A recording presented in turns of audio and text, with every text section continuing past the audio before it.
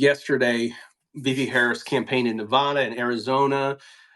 In Vegas, she had J-Lo, and that was an amazing event. She got pretty emotional. Check out her speech if you get a chance. Walz was in Bucks County, Pennsylvania. He's going to be spending a lot of time in Pennsylvania, and he was in Erie as well.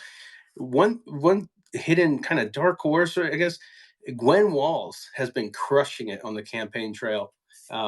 She had 4 events yesterday. She was with Rep. McBath, and then the president of Planned Parenthood, Alexis McGill Johnson.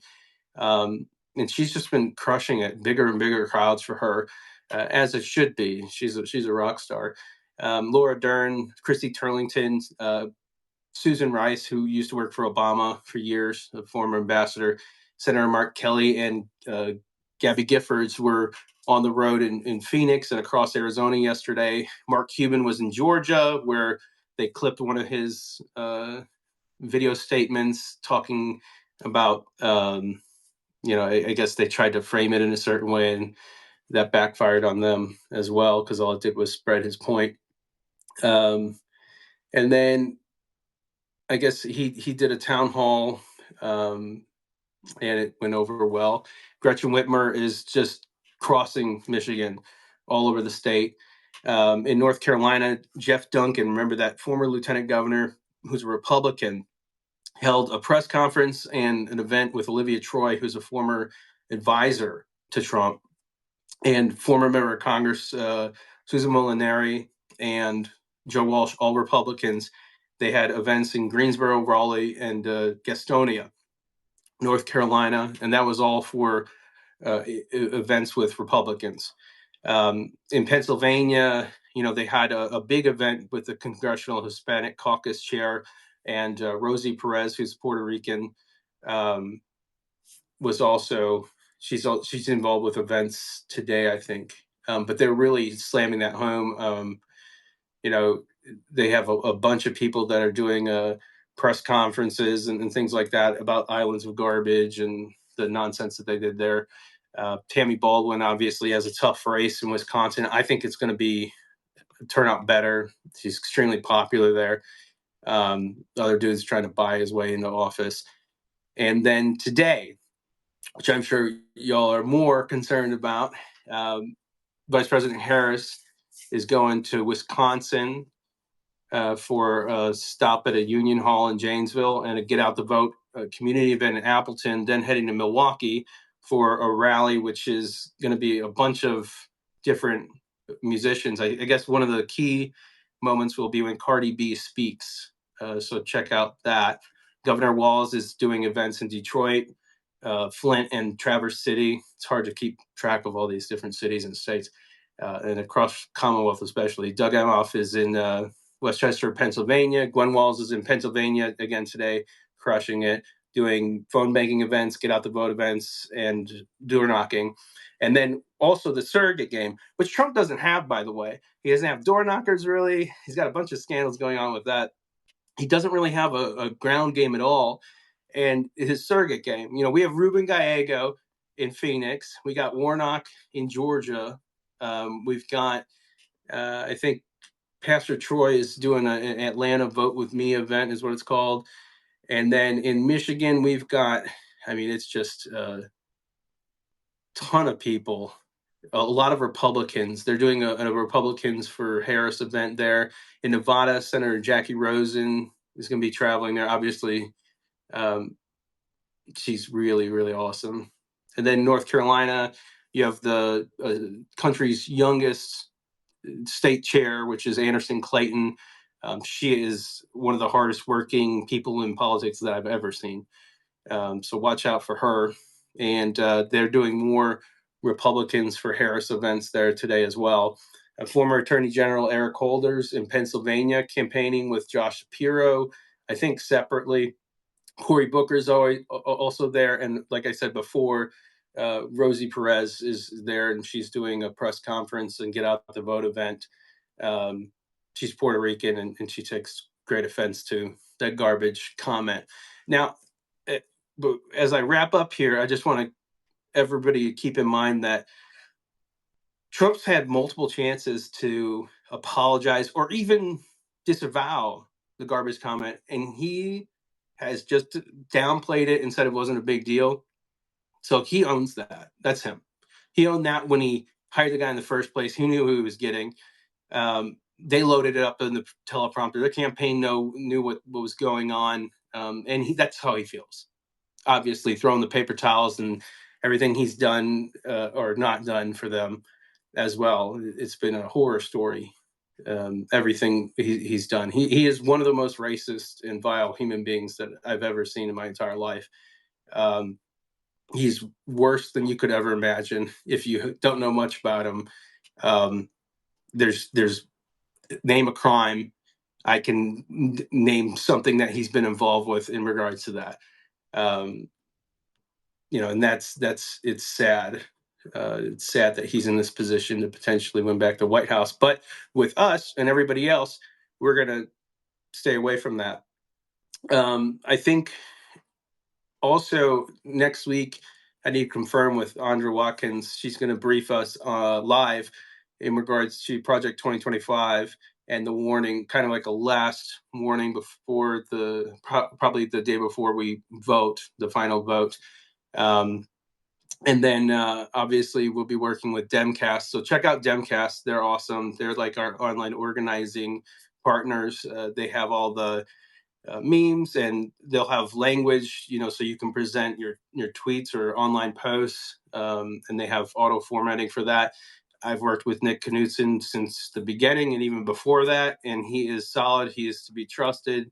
He's one of the guys that I call on my birthday to say, I just had a beer, and you're not here because you live across the country. And that's so anyways, keep in mind, again, I want to remind you, we're talking about 7 million doors knocked. We're talking about thousands of staffers. We're talking about hundreds of offices throughout the 7 swing states. And these are people embedded in the communities doing the work every single day. This is not something that the campaigns are not even to be compared. And Trump is relying on a PR game and whatever he's doing with Elon. I'm not sure exactly what they're still up to. And his secret plan, whatever that is with Johnson, who probably would be like, oh, I'm going to pull a Mike Pence on the last day. Is Grant Stern in the house? Oh, well, hello, Grant Stern. Make sure you subscribe to Grant Stern, who is one of the people who taught me to speak into a microphone years ago. We're talking about like 9 years ago or something like that. Anyways, so this weekend, there's the events tomorrow, but then there's also going to be, a lot going on, a lot of distractions. We stay focused on GOTV tomorrow, GOTV on Sunday, wrapping up Monday with the final kind of push. And then Tuesday, we're going to be doing rapid response in regards to any kind of election protection across the country. And then on Wednesday, we're going to be launching, our new initiative, our coalition with a bunch of different partners. A lot of them are on Substack that are going to be on our advisory board. And we are going to be pushing back against any narrative. We assume that Trump will try and claim that he won the election on election night, even if the votes aren't counted. We're going to have to push back against that narrative. We can't have headlines running around, Trump claims victory or something like that. We cannot have a repeat of the big lie, no big lie 2.0, nothing like that. And so we're going to be preventing that from happening. We called it the Press Watchdog Coalition. That name may change depending on that. And so that's what we're going to be launching next week. So we're going to be pushing back immediately. We won't let Trump lie and act like he won the election on election night, because it's not going to happen. That's not going to happen for him. If you like our work, please become a paid subscriber. I have to say that. I have to make sure that I mention that. Apparently, hate doing that. Unlike self-promotion like that. Make sure to like and stack this when we post this as well. Thanks so much for watching. I'm being pinged with some questions, so I'm going to respond to some questions real quick, and then I'll cut this off. how is early vote looking? Like I said earlier, I think women are going to save this country. The gender gap is enormous. Why isn't Merrick doing more? I'm not going to comment on that. I am, I have my own. I can talk offline about my feelings about that. I think Eileen, am I following PA ballot problems? Yes, we are tracking those at a constant. In regards to LeBron James video, as a Clevelander, fellow Clevelander, I love LeBron James. I think his video was fire. I shared it yesterday, and I thought that it was really on point. Love you back, Joyce. Abby, you rock. Let me see. Alice, keep on working hard in Ohio. That is, I think, Iowa, Ohio, and Missouri. Not sure where it'll float. Same thing with Florida. It's just, I think the numbers will surprise people no matter what. Yeah, that's about it. Let me see. Amanda, I'm happy to provide a safe space. We are a no, we don't believe in trolls, and in our community, we pride ourselves in making sure that there are not trolls. We have a zero tolerance with any kind of harassment within. You're allowed to, poke at Trump and everybody, but nobody on the actual page. We're not here to attack each other. We have a lot of people who are really, passionate, but just not, throwing barbs at each other. Also, I saw that Adam Parkmenko joined, so make sure you check out his page. Fun story, he started the Kremlin Annex. I went out there the first day that he started it, and that was the protest. I think it was the day of or the day after that we did Treason Summit when Trump was meeting with Putin, did his little summit.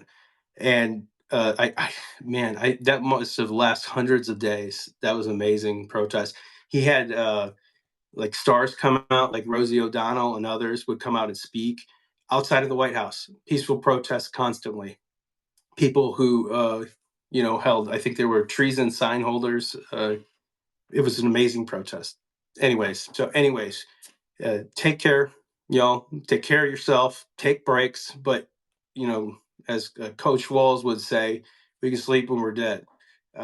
So I'm going to be up working around the clock all weekend, and we'll be ready for Tuesday night and Wednesday, because that's when real work begins. No matter what happens, I'm looking at a positive outcome here, but we're going to be ready to protect us from another big lie too. And we did it in 2020. We beat him when he was in charge of the U.S. government, and he had all those friends. And now he's more isolated than ever, and he does not have control of the U.S. government. And he has a lot of enemies in these states, including Republicans. So don't forget that. All right. I will talk to you all soon, and we'll be posting all weekend and everything. Thank you for your support, and I'll talk to you.